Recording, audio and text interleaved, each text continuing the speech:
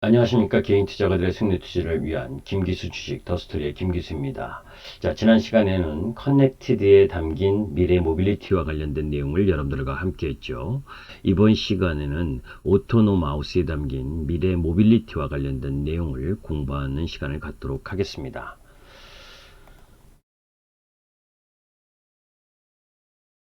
자, 오토노마우스로 본 미래 모빌리티 자율주행을 위한 부분이죠. 자, 뭐 자율주행 상용화가 되고 있는 부분, 거기에 테슬라가 조만간 자율주행차를 출시하겠다라고 하는 내용 여러분들께서 익히 들으셨을 겁니다. 자, 항공기 조종에 사용되던 자율주행이 2016년을 기점으로 본격적으로 자동차에 상용화되면서 관심을 받고 있는데, 자율주행 센서와 데이터 처리 소프트웨어 중심의 투자를 기반으로 해서 차량 ADAS 시장의 크기는 20% 성장할 것으로 기대되고 있다라는 부분이죠. 자, 사람과 같은 차를 꿈꾼다. 자율주행의 3요소로는 인지, 판단, 제어가 있습니다. 그래서 자율주행의 단계를 제로에서 5까지 6단계로 분류를 하고 있죠. 먼저 인지 단계를 보게 되면 센서를 통해 데이터를 수집하고 AI를 통해 물체를 인지하고 또 GPS와 정밀 지도를 통해 전반적인 상황과 위치를 인지하는 것을 인지 부분이라고 하고, 또 두 번째 판단 부분은 주행 경로를 계산하고 주행 방식을 판단하고 데이터 게더링을 통한 빅데이터가 기존의 알고리즘을 더 고도화하는 부분을 판단 부분으로 보고 있습니다. 그리고 제어는 개별 ECU와 연결해 차량의 액추에이터를 가동시키는 것을 말하는 거죠. 현재는 운전자를 보조하는 수준의 레벨 2 기술이 상용화되고 있다는 건 여러분들이 직접 이제 차를 몰고 계시는 분들은 알 수가 있죠. 주의를 요하는 수준의 레벨 3 기술이 점점 출시되고 있는데, 레벨 2와 레벨 3 가장 큰 차이는 귀책 사유의 여부입니다. 레벨 2는 운전자 책임이지만 레벨 3는 OEM 업체에게도 책임이 전가되는 부분이죠. 자, 요런 지금 그 도표로 보시면 자율주행과 관련된 인지 판단, 이 제어와 관련된 흐름들을 볼 수가 있죠. 자, 거기에 이제 센서 부분에 있어서 카메라, 레이더, 라이다, GPS 이런 부분들이 있고, 그런 부분들이 ECU 플랫폼을 통해서 인지를 하고 또 치기를 해서 판단과 제어를 하는 부분, 그래서 거기에 하드웨어라든지 소프트웨어 플랫폼, 요 고정밀 앱이 필요로 하고, 그런 부분들이 이제 액추에이터의 조향이나 감속, 가속, 뭐 리던던시를 하는 부분들로 나뉘어지죠. 자, 이제 레벨 0부터 레벨 5까지 운전자의 대체 정도에 따라 6단계로 분류가 되는데, 뭐 여러분들이 다 알고 계실 거라고 보고, 일단 기본적으로 레벨 제로는 전통적 주행을 이야기하는 거고, 주행 제어나 변수 감지, 운행 주체가 인간이라는 부분. 그리고 이제 지금 조금 전에 얘기했던 레벨 2는 특정 주행 모드에서 시스템이 조향 및 감가속 모두를 수행하는 부분. 이 부분이 이제 이 현재 대부분 자율주행 기술이 사용하고 있는 부분이다. 이게 지금 상용화가 되고 있는 부분이지요. 그래서 주행 제어를 하는 쪽 부분, 그게 이제 시스템이 관여하고 있다라는 부분이고, 이제 레벨 3는 그죠? 고속도로와 같은 조건에서 자율주행을 하거나 필요시 운전자 개입을 하는 부분인데, 사고 시 귀책 사유가 OEM 업체에 전가되기 시작했다는 부분이고, 변수 감지도 시스템이 하는 반면에 운행 주체는 인간이다라는 부분이죠. 자, 이제 레벨 4로 가면 고도 자율주행이라고 해서 지정 구역에서만 완전 자율주행을 가능한다라는 부분이고, 레벨 5는 모든 지역에서 자율주행이 가능하다라고 하는 부분, 이렇게 분류가 되어 있습니다.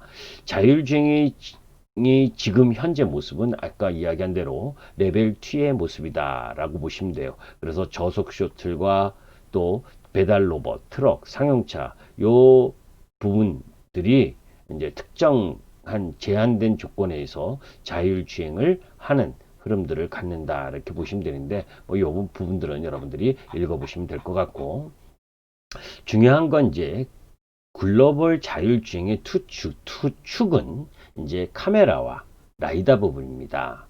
이제 완성차 업체들은 테슬라를 중심으로 해서 카메라 진영이 있고, 또 웨이모, 구글의 웨이모 중심의 라이다 진영으로 나뉘게 되는데, 카메라는 레이더와 상호 보완하여 사용되고 비전 중심의 솔루션과 비전 중심의 솔루션을 기반으로 하고 있다면, 라이다 진영은 카메라, 라이다, 레이더 모두를 사용한 부분이다.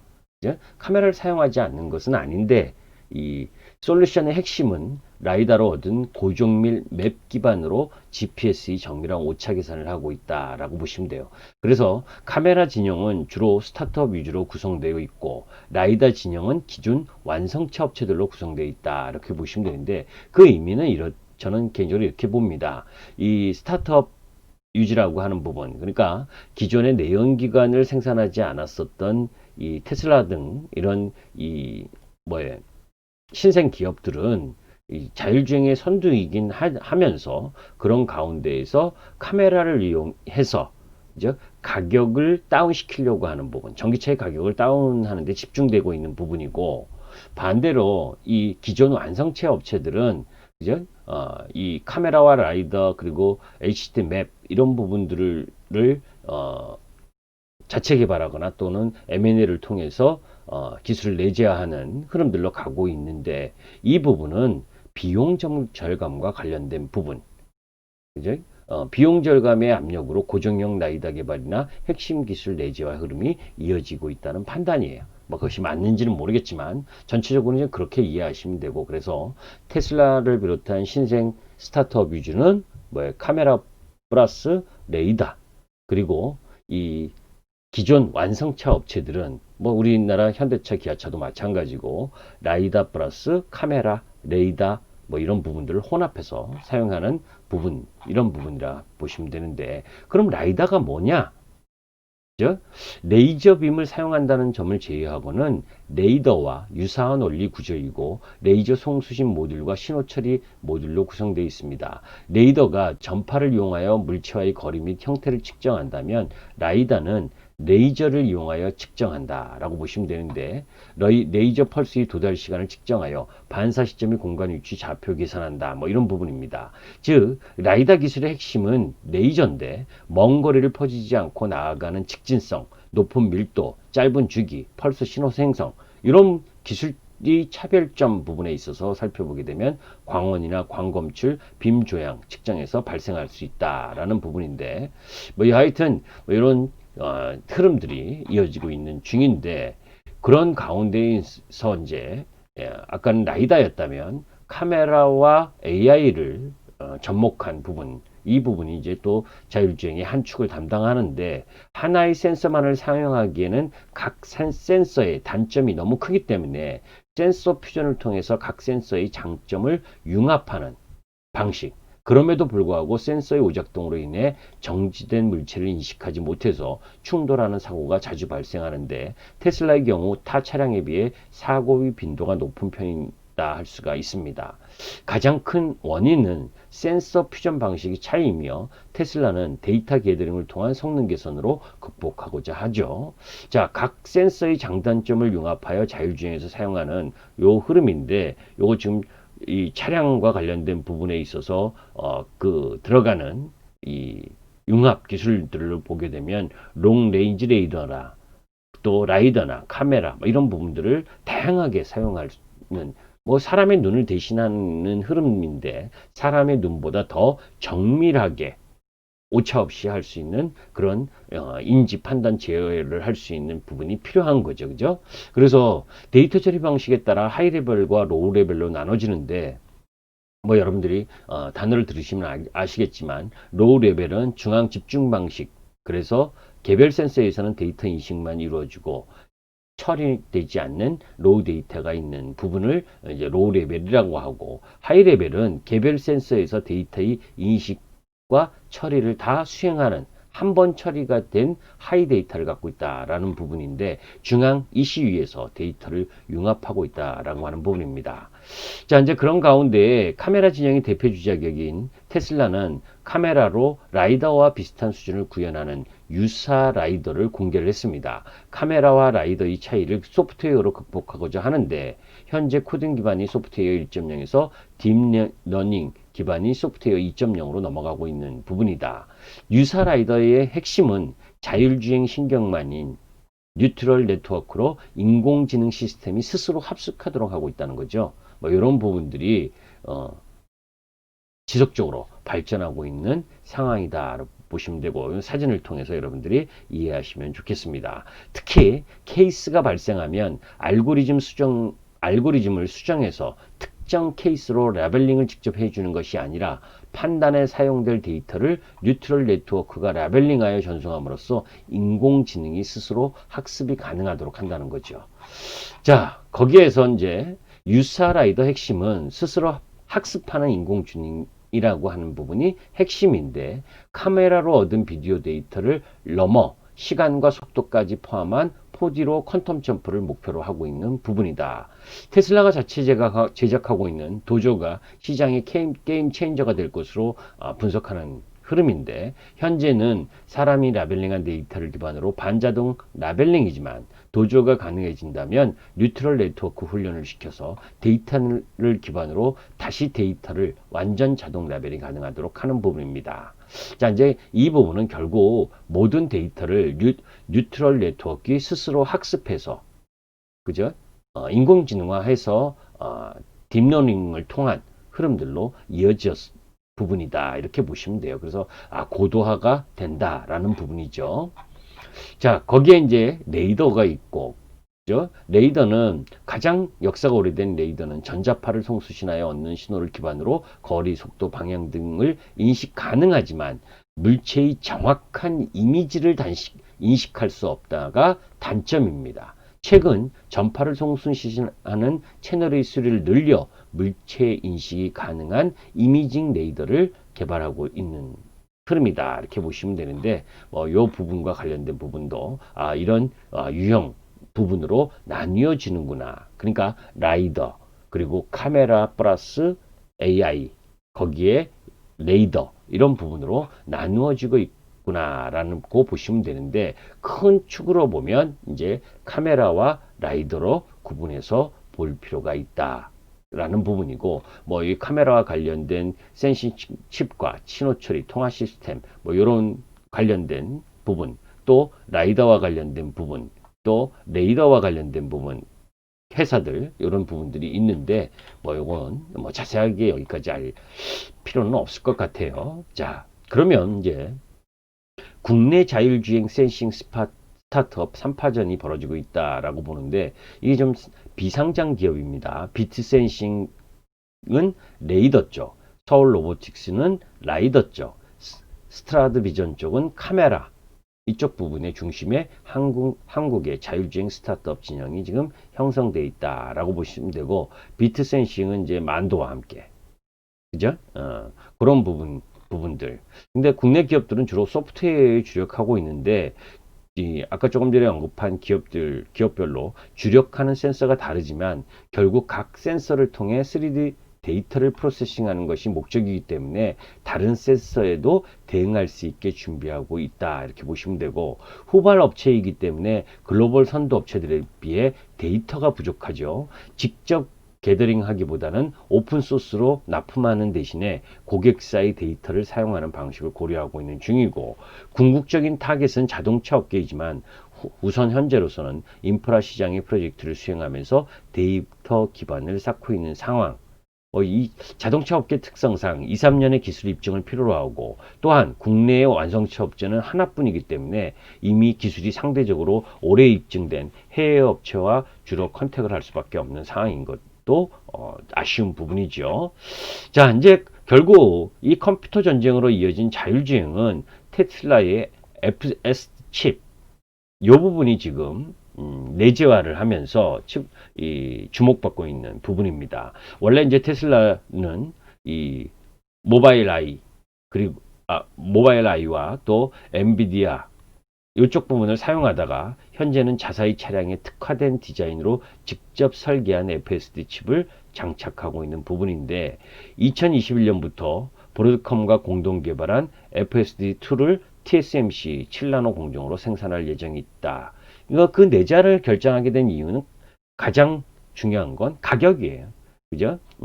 엔비디아의 같은 경우에는 고성능의 GPU로 클라우드를 사용하지 않고 엣지에서 AI 연산이 가능하지만 그만큼 가격대가 높다라고 하는 부분이 부담이 됐기 때문에 더 저렴한 가격에 접근성이 높은 자율주행차를 생산하고자 하는 테슬라의 방향과 맞지 않기 때문에 결국 내재화를 한 거죠. 그죠?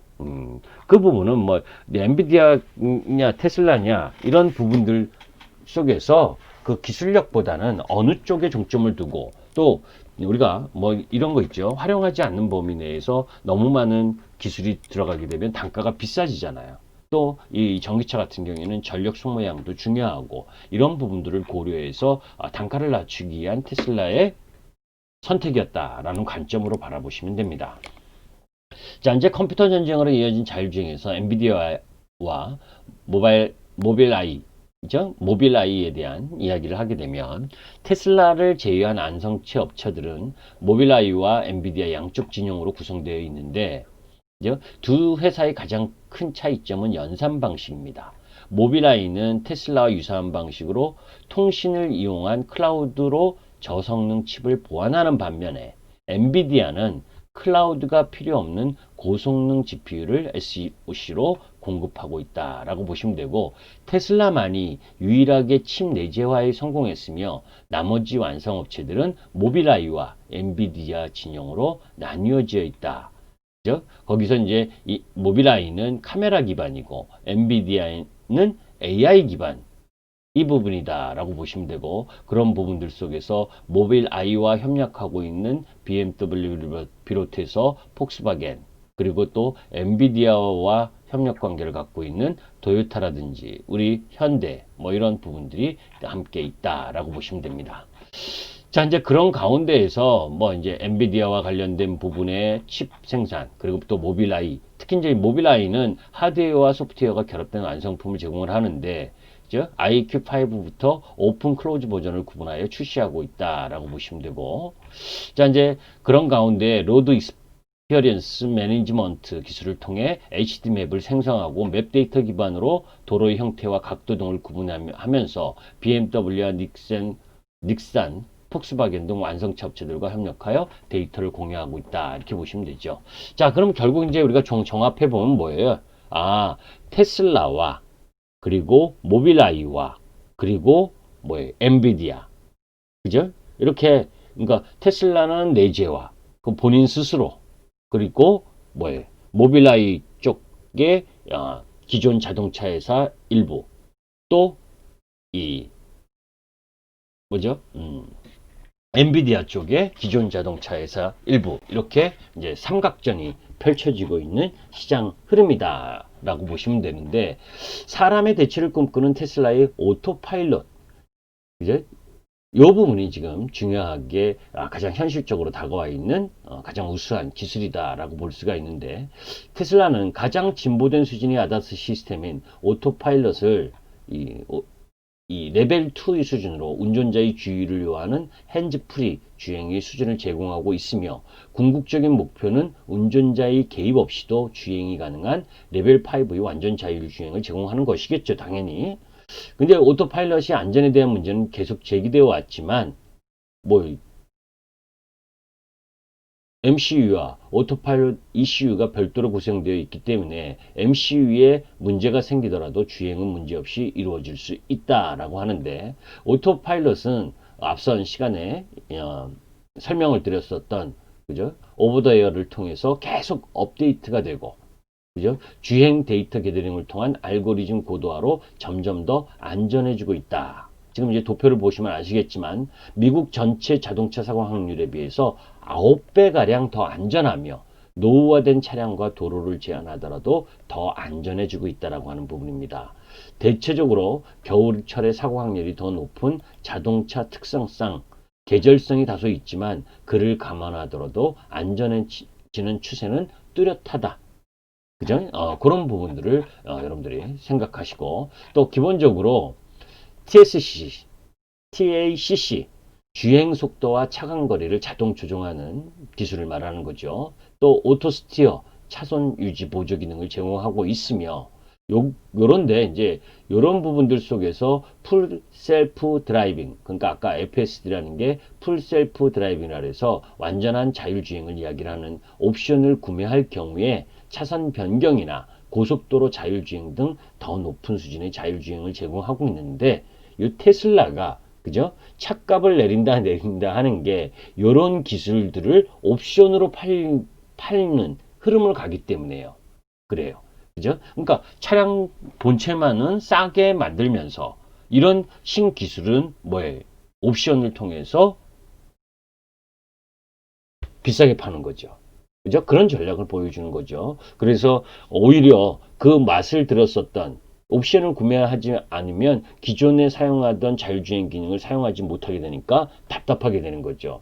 그죠? 그리고 추후에는 이제 구독 형태의 판매도 고려한다라고 하는데, 먼저 그런 부분들은 이후에 경쟁자들의 가격 정책과 함께 어떻게 변할지는 그 이후에 봐야 되는 거고, 자, 이제 그 뒤를 쫓는 기존 완성차 업체들 부분에 있는데, 완성차 업체들도 빠르게 아다스 기능을 출시하고 있지만 제한된 범위 내에서 기존 테슬라의 오토파일럿 HW 1.0, 2.0 수준만 가능하다. 그러니까 이제 테슬라를 뒤따라가고 있는 중이다라고 보시면 되고, GM이나 현대가 있다, 이런 이야기입니다. 자, 라이다나는 아까 이야기한 부분인데, 이제 혹시 모르는 분을 위해서 전파에 가까운 성질을 가진 레이저 광선을 사용해서 개발한 레이더라고 볼 수 있다라고 하는 부분입니다.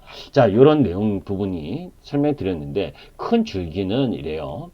앞서 설명드렸었던 커넥티드와 관련된 미래 모빌리티에서 설명을 드렸던 것처럼, 그죠? 차량의 그 하드웨어 그 이상을 꿈꾸는 시장 흐름 부분, 그 속에서 자율주행으로 진화하려고 하는 이 테슬라 그리고 기존 완성차 업체들의 노력이 지금 엄청나게 진행되고 있고, 그러한 가운데에서 라이다, 레이다, 카메라 이와 관련된 기업들, 이런 부분들에 대한 관심이 집중돼야 되겠죠. 그죠? 비상장 기업인 스트라드 비전이라든지 소울 로보틱스, 비트센싱 이런 기업뿐만이 아니라 또 상장된 기업 내에서도 가능성이 있는 기업, 이런 부분들에 대한 관심이 여러분들께 필요로 한 타이밍이다라는 부분에 대해서 오늘 이 부분을 설명드리고 같이 공부하는 시간을 가졌습니다. 혹시 제가 저도 여기가 전문 분야가 아니기 때문에, 그죠? 혹시 내용 설명 중에서 잘못된 부분이 있다면 여러분들이 좀 지적해 주시고요. 또 제가 빠뜨린 부분이 있다면 여러분들이 댓글로 한번 올려주시면 또 고맙겠습니다. 여러분들께 도움이 되었다면 김기수 주식 구독과 좋아요 부탁드립니다. 감사합니다.